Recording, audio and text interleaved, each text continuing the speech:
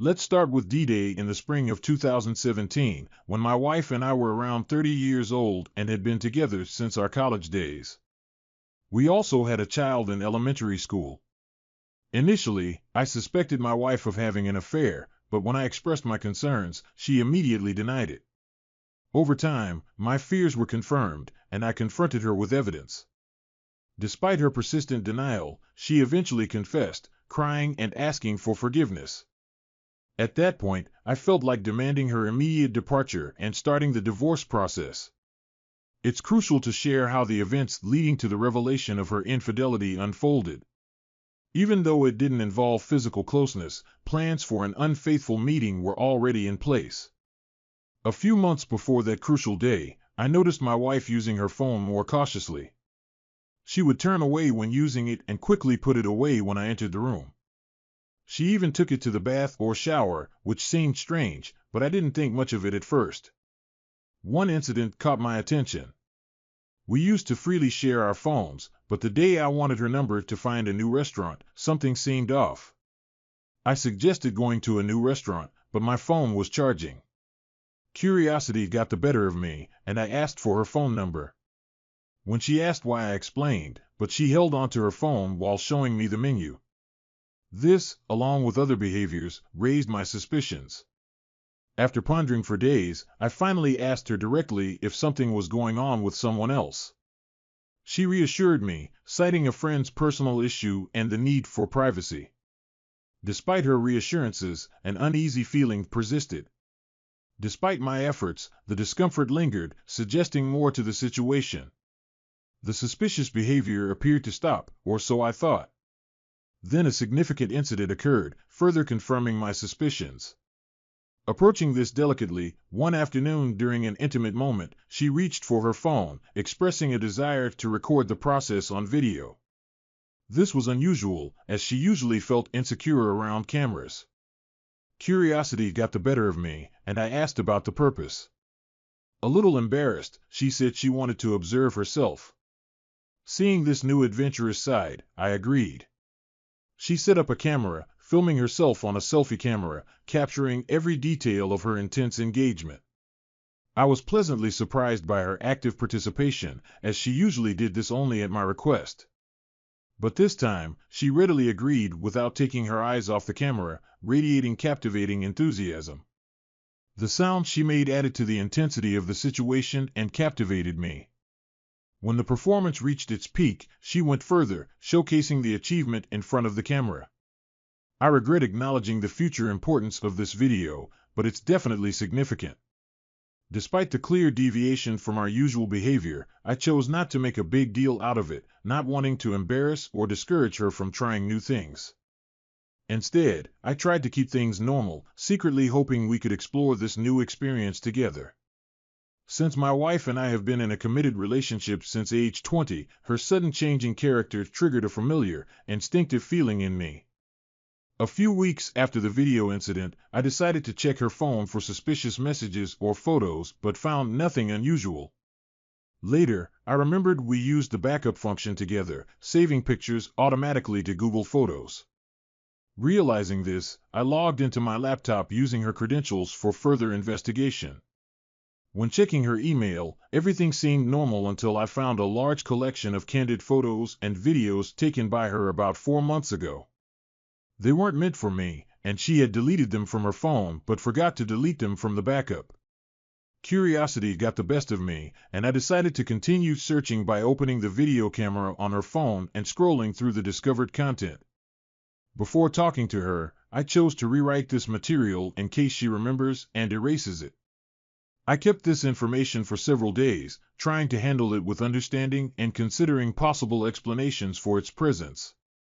At that time, OnlyFans wasn't popular, so I initially thought she might post explicit materials online, but that would be out of character for her. I emphasized that she's always been reserved. I couldn't imagine how this could be explained other than a romantic relationship with someone else. Again, I expressed my suspicions to her, mentioning something was off, but refrained from revealing the facts I discovered, hoping for an explanation that would dispel my doubts. In response, she seemed slightly offended, reminding us that we already discussed this issue and denying any relationship with another man. There was no admission of guilt. I asked her again if she needed to share something or speak out, and again she refused. Before this conversation, I got access to her Google account again, so I presented her with all the information I gathered and demanded an explanation about the contents of her Google account. Her initial reaction was surprised, but she quickly composed herself. She accused me of ruining an unexpected anniversary gift she had planned for me. Knowing that we both travel a lot, she wanted to give me something interesting for our time apart. But I remained skeptical and decided to play a bluff. I told her I had access not only to her Google account, hoping this would make her confess the truth. On my ultimatum to leave if she didn't, she couldn't hold back her tears and insisted everything was not as it seemed. Apologizing, she asked for forgiveness. She claimed she did nothing wrong but only acted stupidly. When I asked about the person she mentioned, she called him her colleague. They first met at a work event at the end of 2016, about 7 months before this important event. Interestingly, he holds a similar position in another branch of the same company located about 200 miles away from us. Initially, they communicated by email, mainly about work. After exchanging numbers, she emphasized that given his extensive experience in this position, her only intention was to get professional advice and share tips. It was her recent promotion to a similar position that triggered more personal topics in their conversation, and he began to flirt, to which she willingly reciprocated. Realizing the need for privacy, he suggested moving their communication to an encrypted messaging app. From my perspective, this man seemed to have a tendency to pursue married women, which was unpleasant to me. The initial messages were deleted, so I never saw them, but the rest of their conversation was saved in the messaging app they used. When I said I wanted to watch, she resisted and tried to talk me out of it emotionally. At the same time, I reminded her that I was ready to leave if she wasn't completely honest with me. Eventually, she reluctantly opened the app and handed it to me, curling up with her head in her lap. The content of the messages was explicit, filled with provocative photos and videos. Both participants were excited about an upcoming summer work event, where they planned to spend 2 nights in a hotel, detailing shockingly graphic messages about what they intended to do. Continuing to read, my thoughts went back to the earlier video. I asked if she had sent him the video, and in response, she burst into tears. Trying to gather more information, I scrolled through the conversation until I found a video. To my horror, they were exchanging numerous notes discussing him. He expressed pleasure from indulging in pleasure while watching the video, and she replied that it turned her on. This revelation deeply offended me. It wasn't just about sharing an unfaithful video but also emotional betrayal. Participating in such a vulnerable action was completely unfamiliar to me. Let me clarify that I've never shared explicit photos, let alone sent them. The idea of sharing such an unfaithful picture, especially with someone she was involved with, terrified me. However, they managed to involve me in their past relationships, even though I never willingly participated. Maybe not intentionally, but it seems so. Now, thinking about it, I realize with deep regret that I was just her replacement and an equal participant in that video. I realized that all those worries and experiences I expected were directed solely for his benefit, not mine. So, I made the difficult decision to leave and informed her about my desire to divorce. Despite her moving out, she insisted on reconciling. To get a grip on the situation, I consulted with several divorce lawyers who informed me that a settlement agreement would inevitably lead to a significant decrease in my financial well-being and joint custody of our child. After carefully studying my financial capabilities and having numerous conversations with my parents, I came to this conclusion. Turning to my colleague for advice and trusting my friends, I concluded that divorce is the most appropriate option. I believed that I could overcome financial difficulties reasonably soon, allowing me to retire as planned. Additionally, I believe that my daughter's well-being would be better if she had contented parents, even if they were no longer married. When I finally reached out to my wife to tell her about my decision to start divorce proceedings, she surprised me by offering a deal. She suggested a year-long trial separation during which we would have time to cool down and restore the relationship. After seeking advice from a marriage counselor, I reconsidered the situation. If I chose to move on, the consultant would be ready to facilitate the divorce process, providing equal custody of the child and a more favorable distribution of property. After careful consideration, I agreed to this decision. I made it clear to my wife that I intended to approach our separation as if I were single. Given the length of our relationship and my limited experience when we first started dating, I felt that I needed to gain more life experience to make an informed decision about our future.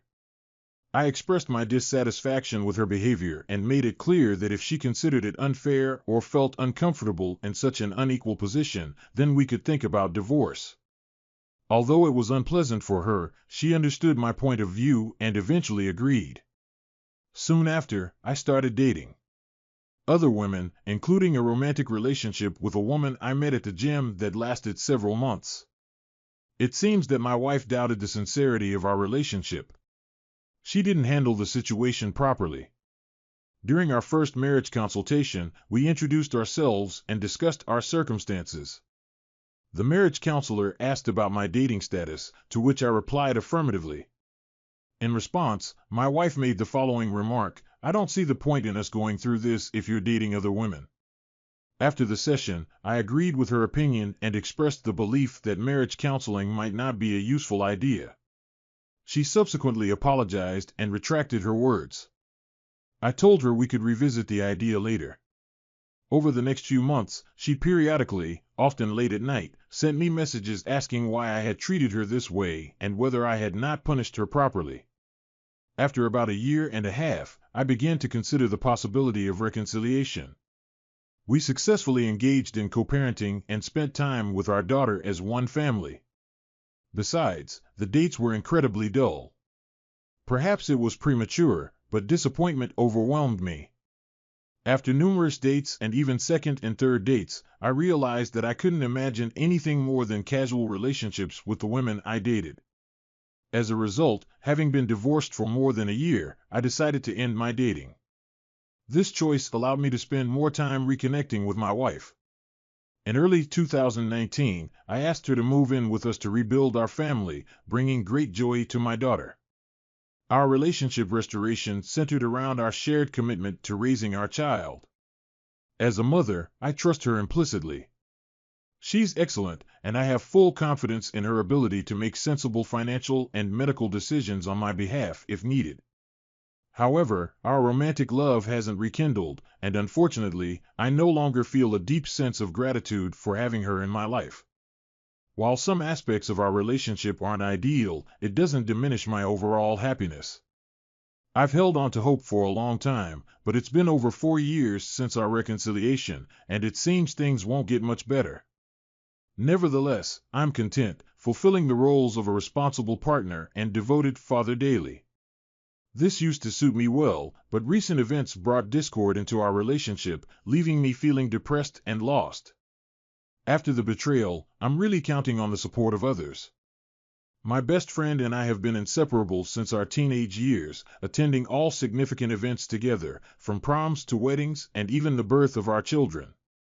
Despite the busy life, we managed to find time for joint sports several times a week. During the tough times of separation from my wife, he provided support, checking on me daily and ensuring I took care of myself. He even monitored my drink intake. I tried not to succumb to excessive drinking and to keep my composure until I regained stability in my life. But after I took over the organization of Thanksgiving last year, the situation began to change. He became distant, often canceled our classes at the gym, and generally avoided communication. At first, I attributed this behavior to being busy during the holiday season, given the family and work responsibilities that usually consume all of us at this time. From time to time, I contacted him by SMS to find out how he was doing, but his answers usually came down to short messages or a simple thumbs-up emoji. I didn't attach much importance to this, perhaps he just needed personal space. I tried to communicate with him and convince him of my sincere care and support. But in January, my wife confronted me with the fact that I had not informed her about the divorce of my closest friend and his wife. I was completely unaware of the situation she was talking about. As it turned out, my friend's wife turned to my wife with a request to help her overcome infidelity and convince her of the need to work on their marriage. In response, my wife just offered her typical advice. She stressed the importance of qualities such as transparency, patience, and respect, and even advised me to read something. But I was struck by his reaction to someone else's situation. Despite the obvious irony in her answer, I refrained from expressing my thoughts. It was very sad for me to watch the pain they caused. Like everyone else, I knew about the difficulties they faced and could not understand why they did not turn to me for support. After all, this man gave me incredible support during my wife's infidelity, and I thought he should have known that I would never condemn him. Driven by my anxiety, I started reaching out to him, inviting him to the gym or for a drink, hoping to find solace. We were engaged, for example, in a game of disc golf, but it took a long time to persuade him. When we met, his attitude towards me was far from warm.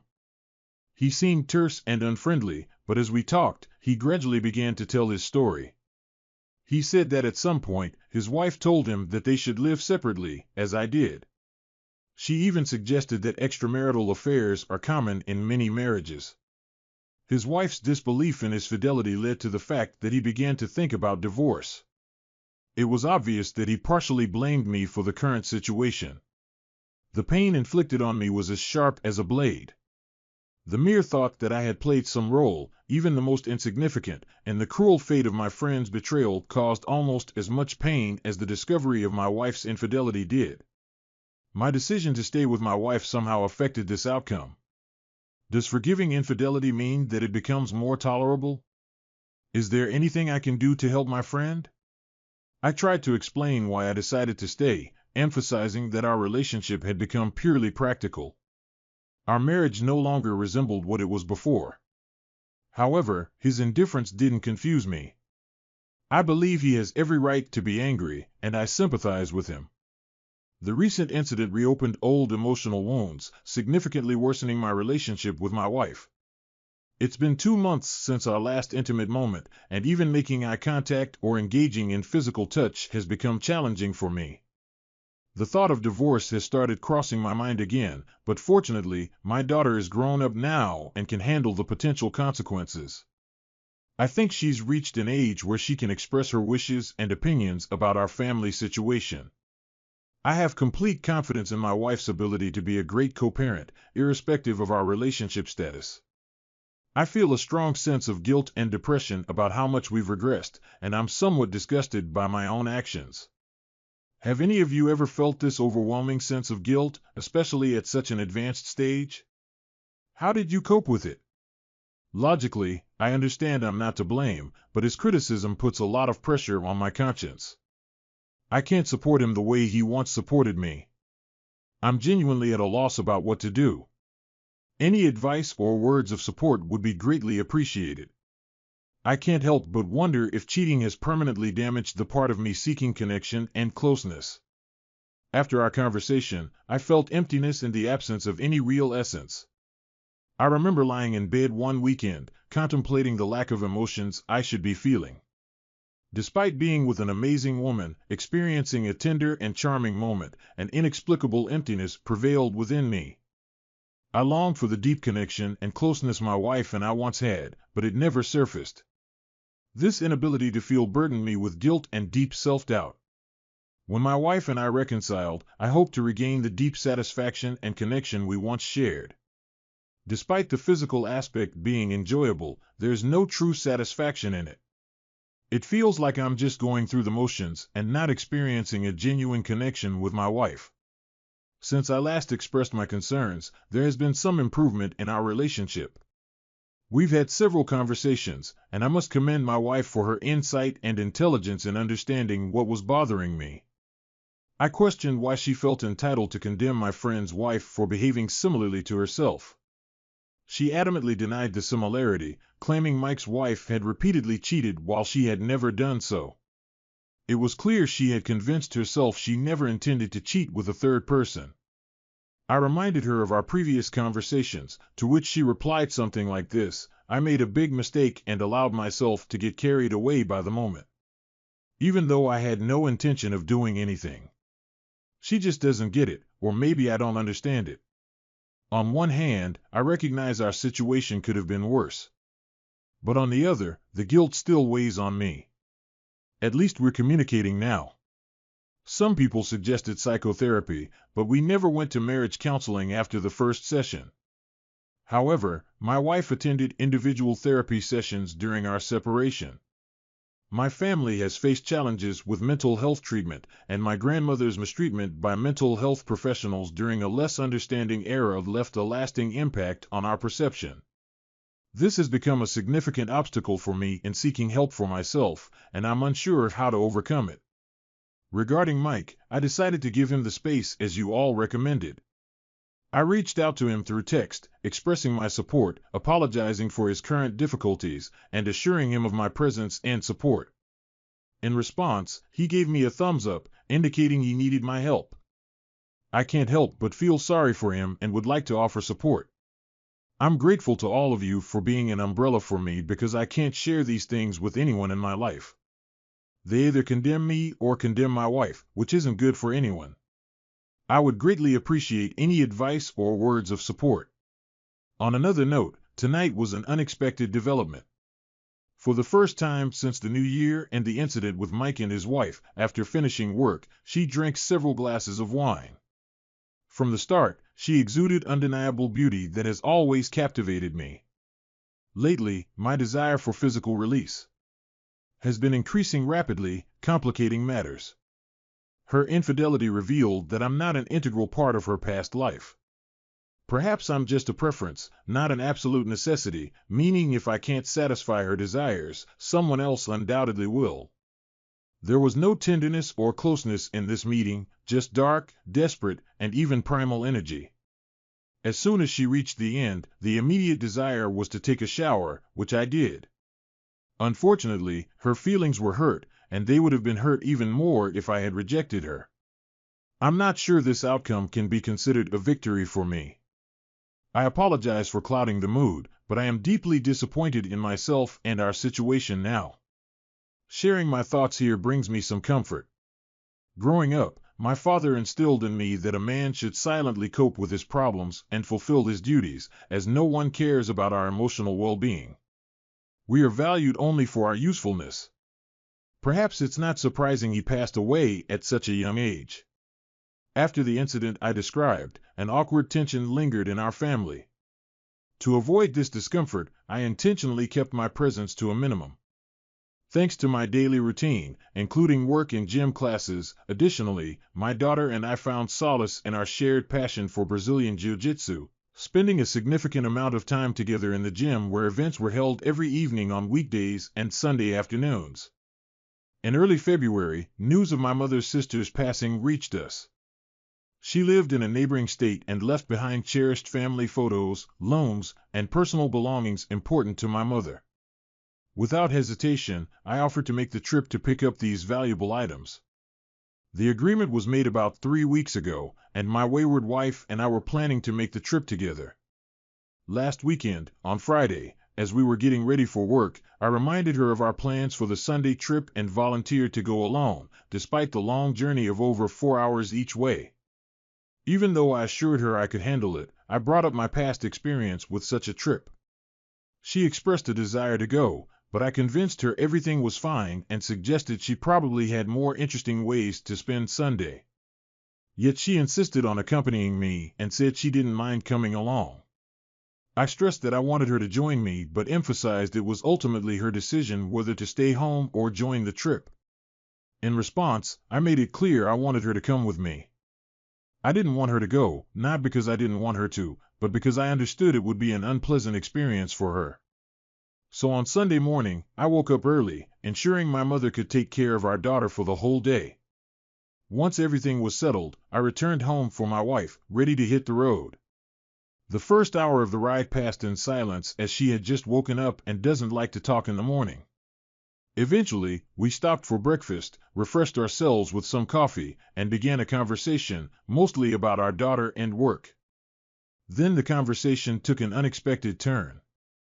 It was casual, consisting of small talk and nothing extraordinary. Suddenly, she inquired about Mike's well-being. Not being aware of his current situation, I admitted my ignorance, which puzzled her given our close friendship. I explained that I hadn't met with him since our last get-together for drinks a few months ago. Perplexed, she asked if there was any specific incident causing our separation. I clarified that it was simply both of us being busy with our lives, making communication difficult. Despite my efforts to shift the conversation, she refused to back down. She started criticizing me, stating that I didn't support a friend and expressing disappointment about my absence during his tough times. She insisted that his difficulties stemmed from his wife's infidelity and the upcoming divorce. Though I sensed tension rising, I managed to contain it. Instead, I calmly told her I no longer wanted to continue the conversation and drowned out her words by playing my music podcast. Deep down, I knew this conversation was unavoidable and had to happen. I've always been better at expressing my thoughts in writing than speaking off the cuff. To prepare for this conversation, I actively participated in online discussions, which proved helpful. Additionally, I maintain a diary where I jot down questions I need answers to and articulate my thoughts for the audience. Despite my stubbornness, the invaluable advice I've received from everyone here has genuinely influenced me. Without hesitation, I decided to lower the stereo system's volume. I shared my meeting with Mike, explaining that his wife, like me, encouraged him to live separately. I emphasized that infidelity, unfortunately, became common in marriage, leading him to think his reaction was exaggerated. I conveyed that there was some truth in his wife's viewpoint, suggesting that staying with a cheater unwittingly normalizes betrayal. Furthermore, I opined that it would be crucial for his wife to witness the consequences my wife faced after losing her marriage. Perhaps she wouldn't have taken the action she did. I also mentioned that Mike's divorce and our conversation brought back painful memories, making me reflect on her infidelity and our marriage. She reacted with anger and defensiveness, criticizing Mike and objecting again to me calling her relationship with a colleague treason. Trying to avoid a difficult discussion, I advised her to disregard this issue, expressing regret for bringing it up and suggesting we focus on the beauty of trees and flowers. In response, I turned on the radio again, and we endured about 30 minutes of awkward silence. Eventually, she seemed to calm down, apologized, and expressed a desire to talk. Reluctantly, I agreed, allowing her to continue the conversation. Her first question was whether I still loved her, and I honestly admitted that I was not sure. She claimed to know about my feelings for her. Curious, I asked how she could be sure when I couldn't figure it out myself. She said that love is an action, not just a feeling. She feels my love because I am devoted to our family. I am a devoted father, faithfully fulfilling my duties every day, even receiving her during our separation. Even in the toughest times, she trusted me infinitely when she needed me. She knew she could rely on me without hesitation. Being next to me, she felt confident for herself and our daughter. She believed that all my actions stemmed from love, and if she felt I loved her, she considered it genuine affection. She asked if I believed she loved me, and I confidently replied that I knew what she loved. I admitted that her life would probably be easier if she decided to leave, and love would be the driving force behind her decision. I wondered why she chose to stay despite putting our family at risk during the betrayal. I couldn't understand how she could claim to love me and still behave that way. I expressed my doubts, suggesting that something might be lacking in me, making her seek connections with another person. I was puzzled why she never raised these issues with me, stressing that she should have ended the relationship, not changed. This upset her, and she emphatically stated that leaving had not even been considered by her. She loved me very much, but I couldn't grasp how consistent and logical her words were. I wondered why she would enter a relationship with another man if she wasn't dissatisfied. I questioned if I hadn't given her enough attention to make her feel wanted and loved. Though she assured me I did nothing wrong, she admitted that in our long-term relationship, she began taking these aspects for granted. In this situation, I might have done these actions for her out of a sense of duty or obligation. She also expressed uncertainty about our relationship, mentioning that she always noticed attention from other women. It made her feel inferior, as if she didn't have a special place in my life. She believed that without her presence, I would have had many alternatives. This fact attracted her to a partner much older than us, short and bald, with a big belly, completely opposite to me in appearance. She mentioned seeing photos of his wife, an average middle-aged woman, normal but not particularly attractive compared to her. My wife, younger and more attractive, felt she had a special place in his heart thanks to his undivided attention. She felt incredibly confident and valuable. She found great pleasure in the intense, almost obsessive desire he felt for her. She understood she was the only one causing such strong emotions in him. It had an intoxicating effect on her, almost like a potent substance. My curiosity got the best of me, and I asked if she had any suspicions about my loyalty. Surprisingly, she firmly denied any concerns, trusting my loyalty and devotion, believing I wouldn't betray her. However, when I dated other women during our breakup, her perception drastically changed, leading to a violent reaction. I questioned why I wasn't deserving of the same loyalty. She insisted she was loyal and devoted, stressing she would never change. But I reminded her of messages planning a physical relationship during a company event. To my surprise, she dismissed it, claiming to boost his ego and the company wouldn't send her this year. She did it to support his faith and ensure a constant flow of attention. Curious, I asked if she was attracted to him. She grinned and denied it. Expressing my confusion, I explained her statement seemed contradictory. In response, she compared her SMS relationship to the man's use of explicit content to boost energy levels. There's enthusiasm and anticipation around her and his partner, indicating a strong bond. But it doesn't mean a lack of love. This contrasts with someone discussing their love partner, feeling cheerful and inspired by attention. As a result, her connection with me became even more pleasant. This made me reflect on how intense our relationship was before D-Day. She talked about her feelings with great enthusiasm.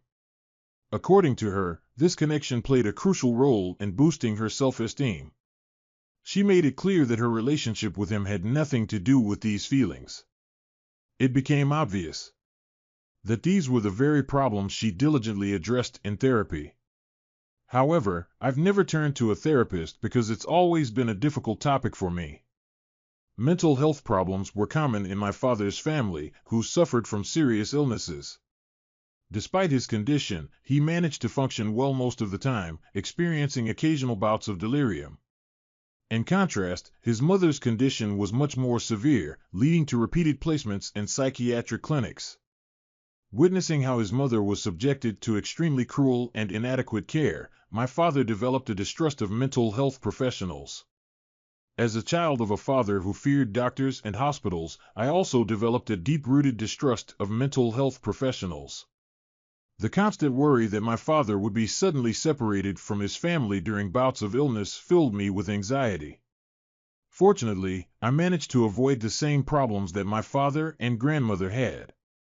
Having passed the age when symptoms usually appear, I became more inclined to ignore emerging signs. I decided to abandon the idea of marriage counseling after one meeting with 2 psychotherapists left me extremely uncomfortable. Now, I don't know how to overcome the emotional burden I carry. Perhaps therapy could be beneficial, but I'm afraid my spouse can only share what's beneficial to her. It's a dilemma. When we arrived at our destination, we started packing my aunt's belongings. Spending time with my uncle has become a routine, but there's always a strange feeling when sorting out someone's things after their passing. The first time I felt this was when my father passed away. It struck me that all their possessions remained, but they were no longer there. Their whole life fit into objects, many of which might seem insignificant to us, but were important to them. Unfortunately, we'll never grasp the reasons for their attachments. In a somber atmosphere, we returned home, reflecting on the challenging process of sorting out my aunt's things. Going over our detailed conversation, feeling its weight, exhausted by the long day, we delved into our relationship and contemplated seeking marriage counseling. Despite my doubts, I promised her to seriously consider this idea. I'm unsure how to interpret the details of her affair and the person involved. Should I trust her story, and even if I do, will it bring me any comfort or upset me more? I'm not sure yet. Our conversation went deeper than before, and driving played a role, allowing us to open up without looking into each other's eyes. It was almost like being in a confession booth. Opening up about some problem seems more pleasant.